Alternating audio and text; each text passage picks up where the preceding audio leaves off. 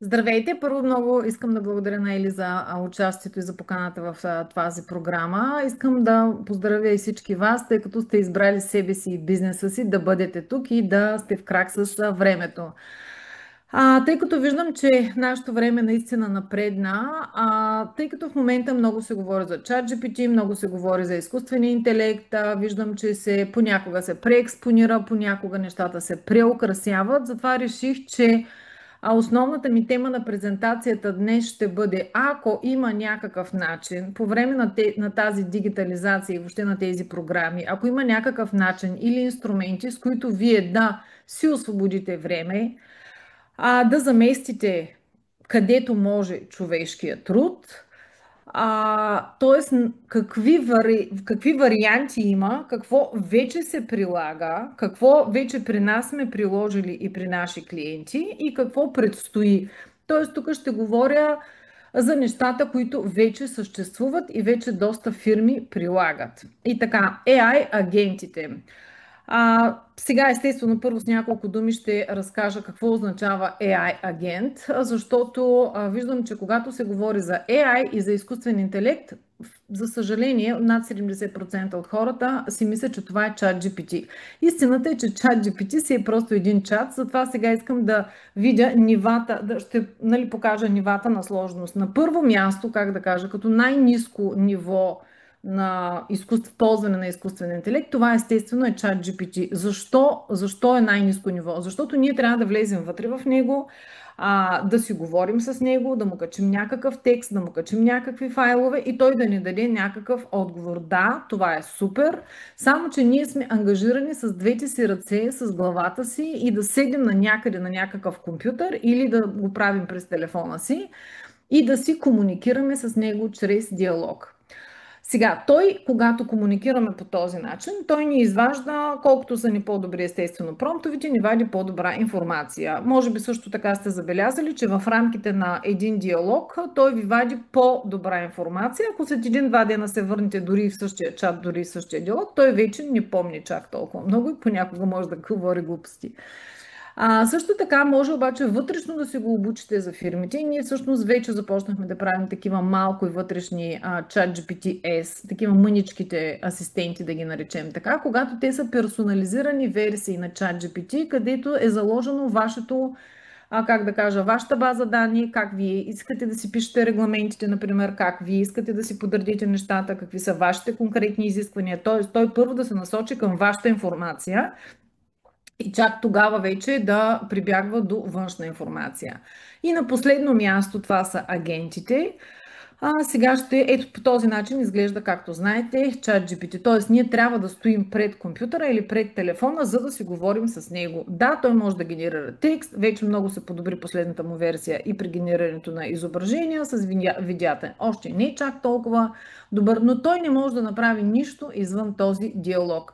Тези ChatGPT-S, аз ви показвам в момента нашите вътрешно фирмени. Ето, например, имаме един такъв, който пише само скриптове за рилсове, имаме такъв, който пише само SMM Expert, такъв, който пише само текстове за публикации, които са конкретно насочени за нашите продукти, за нашите клиенти и за решение на техните проблеми. Тоест всичко това вътре е интегрирано и той е обучен. Тъй като ние се занимаваме основно с изграждане на отдели продажби от А до Я, там има доста писане на документация. Естествено, никой нормален собственик на бизнес няма време да върши тази работа. За някои от нашите клиенти ние пишем и регламенти, така че сме си обучили един вътрешен такъв писач на регламенти, така че това да става бързо, да става по нашата структура, обяснили сме в коя точка, какво искаме да бъде заложено и така нататък. Нали? Имаме естествено и така наречения маркетинг директор, който отговаря за цялостната маркетинг стратегия. Той е обучен специално в нашия случай за нашия бизнес. Ако има нужда, го правим за конкретния клиент. Ето го този, който пише регламентите. Имаме HR Assistant. Просто в процеса на работа много често нашите клиенти удрят, как да кажа, на камък и се оказва, че трябва да бъдат много хубаво сме ги обучили тези търговци, обаче няма достатъчно хора, които да звънят, няма достатъчно хора, които да свършат тази работа. Затова понякога се налага да наемаме и обучаваме търговци. Така че този, в нашия случай HR Assistant, сме го обучили от гледна точка на това да може да съставя нормални длъжностни характеристики, да може да пише обяви, да може да пише такива предварителни тестове за продуктивност и така нататък. Нали? Тоест може пак много голяма част от документалната работа да я свърши. Това са всичките са някакви асистенти. Какво е разликата с агент? Агента какво има? Той има собствен мозък. Неговия мозък в нашия случай това е OpenAI, т.е. платформата на ChatGPT. Той може да сравнително да му даваме задача да мисли, но той има, както аз казвам, той има ръчички и кръченца. Той може да отиде и да свърши вместо нас някаква работа. Може да назначи среща, може да се обади на някой, може да изпрати имейл, може да напомни, може да отиде да потърси информация и така нататък. Тоест той е един и той може да работи автономно. AI агентите, реално те работят с под тях създадени такива, както тук съм показала, Gmail, календар, таблици, може да е CRM, примерно система, документи, Google Doc и така нататък. Нали, Google доста добре се интегрира и всъщност той може да използва автономно, да реши кой от инструментите да използва. Тоест той може да ни отмени буквално в тази работа. Ето, особено сега, както е периода на отпуските, ние от вчера започнахме да тестваме нещо, защото естествено нашата колежка излезе в отпуска. Аз съм планирала тук да ви покажа и на живо, но ако не успея да покажа, т.е. тъй като виждам, че времето ни не е чак толкова много, мога да го запиша на едно 2-минутно видео и да го изпратя на Ели след това. Така че какво прави AI агента? Той може да взема някакви решения самостоятелно. Естествено, за да работи той кадърно, нормално и надежно, добре е да му поставяме една ясна задача. Например, твоята задача е да отговаряш на всички съобщения, да проучиш от те от какво се интересуват тези хора, които на нас ни пишат във Facebook, в Instagram, навсякъде в коментарите. И ако те имат интерес, искам да ги запишеш на еди коя си, да кажем, консултация. Преди да ги запишеш, моля ти се, питай ги как се казват, какъв е имейла, какъв е телефона им, питай ги кога им е удобно, съобрази го с нашия календар и тогава им дай час. И като им дадеш час, съответно им изпрати линка към срещата. Нали? Но той има една единствена задача. Много колеги се опитват да правят по-големи агенти и всъщност там все още това, как да кажа, не работи добре. По-добре да имаме двама малки агенти, като например единия да работи за входящи повиквания, другия само за изходящи и всеки да си има отделна задачка. Нали? В кои области, въобще за какво може да се използва в бизнеса? Естествено, при подбор на персонал. Аз казах какво може да прави при обработка на документи, при менеджмент. В последно време доста добре го ползваме при делегиране на задачи, описание на технически задания и така нататък. Но най-важните неща в момента за повечето бизнеси са да имат повече клиенти. След като имат повече клиенти, това са маркетинг и продажбите. И другата задача е, кой ще свърши работата, съответно, след като имаме повече клиенти. Така че от една страна е добре да се внедряват AI агенти при привличането, позиционирането, видимостта и така нататък. Това в маркетинга при създаване на стратегии, генериране на съдържание и адаптация за различните платформи. Може да му кажете, напиши ми го сега като за Reels, напиши ми го сега като за пост, напиши ми го като за пост за Telegram. Нали? Това са съвсем различни задачи. При продажбите смятам, че там е много интересно за всички и при обслужването на клиенти. Сега, какво съм подготвила тук? Първо ще се върнем на този слайд. Ако разгледаме един стандартен продажбен процес, без значение дали имате отдел продажби или нямате отдел продажби, аз съм абсолютно сигурна, че всеки един от вас преминава през тези стъпки. Първо, естествено, имаме някаква генерация на лидовете. Затова съм оценила отделните дейности в отдел продажби, колко често се случват, на каква степен на сложност са и къде имаме ние най-голяма финансова изгода да влагаме AI агенти. Нали? При lead generation, това е генерирането на потенциални клиенти, те се случват много често, естествено, ако имаме кадърен маркетинг, който да ни изпраща лидове. Това не е сложно, но трябва да се прави доста кадърно, както се казва. Така че, ако пък се генерират добри лидове, Имат много голяма висока стойност за бизнеса, така че тук има смисъл да се прилага. Следващата стъпка, ние хубаво привличаме лидове, обаче струва ли си всички с всички тях да провеждаме срещи, което ще се, както знаете, това е чиста загуба на време, т.е. те предварително трябва да минат един подбор на квалификация или по тук, както казвам, дисквалификацията на лидовете е много по-важна от квалификацията. Това се случва не винаги. Виждам, че при много бизнеси това се пропуска и това е със средна сложност, защото трябва да се подберат нали, съответно описанието на клиента, какви въпроси да му зададем и така нататък. Но стойността за бизнеса, ако нашите експерти и търговци, които затварят сделки, говорят само с квалифицирани лидове, които имат интерес, повярвайте ми, стойността за бизнеса е огромна. Нали? Естествено, при провеждането на срещи, а при провеждането на срещи и сложността и при затварянето на сделки е най-висока. Затова аз нали, предлагам там да си останат естествено хората. Но тези хора, т.е. тук не говоря за отпадане на търговците, а за запазване на търговците и тяхната енергия и експертиза за най-трудните задачи. Там, където няма как без човека и там, където даже не се опитваме да вкарваме изкуствен интелект. Там те могат да бъдат подкрепени като някакви допълнителни асистенти, които да им направят офертите, презентациите и така нататък. Между другото, тази презентация също е правена естествено с AI. Нали, успях да я направя. Всеки от вас, който е правил презентации, знаете колко време отнема. Тази е направена с нали, описанието какво искам да правя и с корекциите след това някъде за около 40-50 минути. Сега, как да прецените кога да ползвате AI агенти? Нали, тук не е добре да се втурвате за всичко да ползвате, защото внедряването си е както автоматизацията на всеки един процес. Тоест, дори да имаме възможност да внедрим някакъв софтуер, който ще ни спести време, знаем, че не отиваме веднага да внедряваме всичко навсякъде. Особено колегите от IT индустрията го знаят. И дали, даже хора, които си поръчват по-големи платформи, искам и това, и това, и това, но ако те не са правили този процес, ако този процес не е регулярен, може в началото на работата и в началото на заданието да се оказва, че те поръчват нещо, което даже няма да ползват или е твърде сложно да се програмира още в самото начало. Абсолютно същите правила важат и при вземане на решение, кога да ползвате AI агенти. Така че, според мен, съвета ми е първо да си анализирате процесите, да видите какво най-често се използва, какво най-често правите, кои са регулярните повтарящи задачи и да оцените самите задачи, както преди малко аз направих оценката на отдел продажби. Какви са ни етапите? И след това да ги оценим от финансова гледна точка, от това какви ресурси в момента ползваме и да видим къде ни е най-изгодно да сложим AI агенти. Нали? И сега, за да не говорим празни приказки, аз съм дала първи пример, това е AI маркетолог. Какво може да прави той? Ние към момента не ползваме ChatGPT, тук в момента ползваме Claude, защото той много по-добре се справя с писането на текстовете. И това, което в момента разработваме и ползваме при, може би, няколко вече наши клиенти, около 10, разработваме така наречените маркетинг клонинги, т.е. на база на стратегията, на база на защото една голяма част от нашите клиенти са експертни услуги и те са много често свързани конкретно или с експерта, или с неговата експертиза.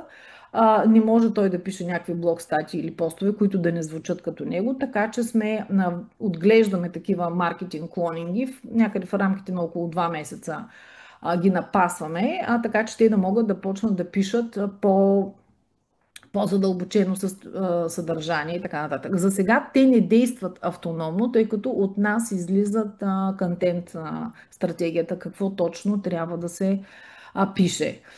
Нещо обаче, което ето по този начин изглежда един клонинг, как сме го обучавали, нали, как му изглежда бранд, гласа, нали, бизнес профила, личностния профил на човека и така нататък. Реални разговори с клиенти слагаме вътре и го адаптираме.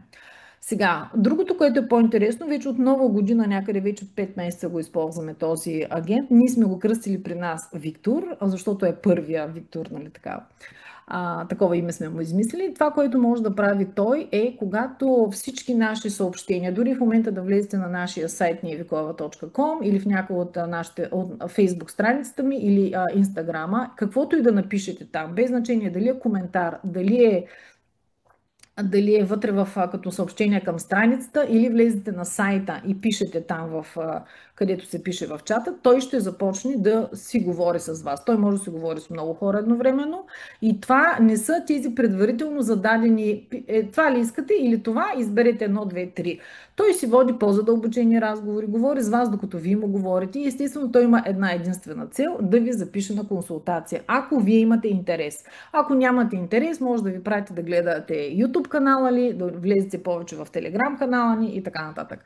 Така че той проактивно, как да кажа, за разлика от повечето хора, които се слагат да поддържат Facebook страниците, те обикновено имат една такава биоинформация, справки. Имате ли това? Да, имаме го. Идете на сайта. Имате ли такова? Еди какво си. Тоест, много често тези хора са поставени там, но те не са специалисти, те не са търговци и съответно, как да кажа, не се обучават така, че те да започнат проактивно разговор с човека, така че да премине на едно следващо ниво. Тук не говорим винаги да си остават в рамките на този чат. Това е просто един пример. Снимала съм директно екрана от нашия сайт. Това, тук съм снимала един вариант на разговор. Например, ако ви имате, си поръчвате онлайн магазин сега по всичките тези програми, можете да си сложите такъв бот, да го наречем така. В интерес на истина, нашия бот, нашия агент такъв, той е свързан директно и с сайта, и с нашия CRM в случая и търговците могат да преценят кога да се намесват, естествено, когато има нужда от човек. Но могат да се намесват по всяко време, тогава той спира да се обажда. Така че това, което той ето направи, аз съм снимала реален пример от разговор с наш клиент. Истината е, че повечето хора последните 2 месеца не разбират, че са си говорили с бот. В началото беше малко такъв един по-дървен, сега вече понякога започна да има чувство за хумор, така наистина го правим да е доста по-интересен. Истината е, че той първо работи абсолютно по всяко време, работи 24/7, няма почивни дни, не се разболява и най-интересното е, че той не се обижда на клиентите, защото каквито и хора да сме слагали, дори и търговците, те казват, той виж го как се държи, въобще няма да му отговарям. Този няма такива проблеми. В смисъл, аз лично съм го обучавала как да се държи, когато грубо се държат с него и така нататък. Нали? Как да излиза от такива ситуации. Даже много често с колегите го четем как отговаря и викам, наистина толкова добре, в смисъл нямаше как да го измислям. Но той всеки път отговаря по различен начин. Естествено, това отново са такива диалози, вие ще ги видите, нали, за кога искате, за утре след обяд. Ето, жената отговаря за утре след обяд. Тя не казва дата, нали, той трябва да може да влезе в този човешкия диалог, да познае кога е утре, да види кога е нашия график.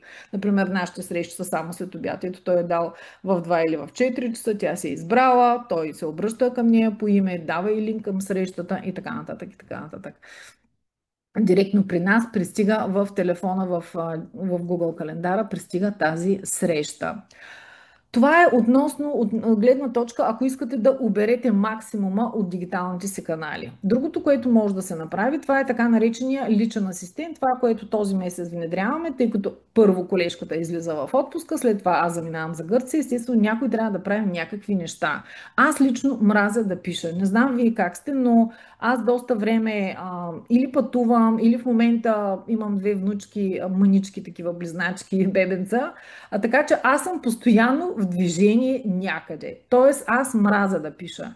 И затова сме си направили този агент специално. Той работи чрез гласово управление директно в Telegram канала. Иначе това видео ще ви запиша и ще ви го изпратя. Може да кажем, еди кой си да се добави го в моя списък, на еди кой си му изпрати, да кажем имаме среща, обади му се, по-скоро пиши му, изпрати му имейл, кажи му напомни му за срещата, дай му линк за срещата, кажи му да си донесе презентацията или там каквото искаме, но това го издиктуваме и той отива и го свършва всичко. Слага го в календара, поканва човека в календара на тази среща, изпраща му имейл на другия ден, ако искаме, защото ние в момента, нашите клиенти, когато се срещаме с тях, нали, в деня на срещата задължително те получават напомнени. И тъй като това беше една от задачите на моята колежка, като няма, тя каза, аз мога да си ги настроя предварително. Не, викам, вече няма нужда да си ги настрояш предварително, просто оттам си пусни телефона и само кажи гласово днес, напомни на еди кой си човек. Той си знае кога му е срещата, не човека ми бота, той, нали, да напомни за всеки случай кога е срещата, в колко часа и нататък. Така че някакви такива малки прости задачки, повярвайте, те не са кой знае какво, обаче са много. Ето така долу-горе отговаря. Но това ще го запиша, за да ви го покажа цялото как точно изглежда. Сега, какви могат да бъдат агентите, какво правят? В зелено съм боядисала тези, които вече сме направили, тези, които в момента са в процес на разработка, тези дейности от тях сме ги боядисали в червено. HR агента може да пише обява, може да пише технически задания, като технически задания за проверка на продуктивност, може да отсява, да пресява CV-та по предварително зададени параметри, защото скоро една клиентка дойде и каза, аз не мога, 270 човека са кандидатствали по обявата, какво да правим, нали? Това, което обаче сега предстои е много интересно, тъй като в момента сме в преговори с А1 по стартирането на тези телефонните агенти, предварително те да могат да се обадят и да зададат първоначалните въпроси към кандидатите. Те, знаете, това са 2-3 подсяващи въпроса и тогава дори да имаме 270 човека кандидати, ние можем да им се обадим още първия ден. Така че това вече няма да бъде проблем.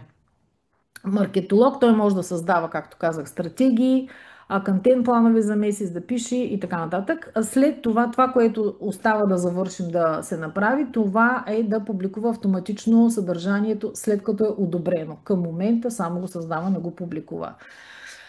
Търговеца, той може, както ви казах, нашия младеж Виктор може да отговаря на съобщения, той може да предлага и да записва първа среща в календара, но сега това, което предстои е да го научим да се обажда на студени контакти, тъй като в момента за един наш клиент, който доставя медицински и оборудване и консумативи, там има много какво да се работи. Сме измислили такава стратегия, която много ще бъде подходящо да се обажда на студийни контакти. Естествено, винаги може да се обажда за напомняне, да провери срещата, може да приема и входящи обаждания. И естествено, това, което на мен лично ми е най-интересно и което много собственици на бизнес страдат, това е да се направи вътрешен контрол на качеството на продажбения разговор. Защото търговците казват, аз специален съм на телефона, обаче хората сега да е лято, не са готови, няма пари, криза и така нататък. Дай да им дадем една отстъпка.